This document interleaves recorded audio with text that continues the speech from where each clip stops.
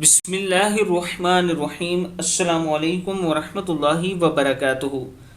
عابد راجہ channel کی طرف سے آج میں اپنے دوستوں کو رسول اللہ صلی اللہ علیہ وآلہ وسلم کا ایک فرمان بتاؤں گا۔ کھانا کھا کر شکر ادا کرنا، اس کا اجر۔ ایک صحابی رسول فرماتے ہیں کہ رسول اللہ صلی اللہ علیہ وآلہ وسلم نے ارشاد فرمایا، کھانا کھا کر شکر کرنے والے کو روزہ رکھ کر صبر کرنے والے کے برابر اجر ملے گا۔ ابن ماجہ کی حدیث ہے۔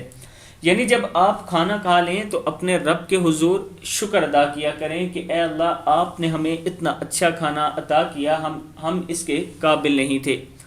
جب آپ اپنے رب کا شکر ادا کریں گے تو ایک تو اللہ تعالیٰ آپ کو اس کا اجر عطا فرمائیں گے، اور دوسرا پھر دوبارہ اچھا کھانا عطا فرمائیں گے۔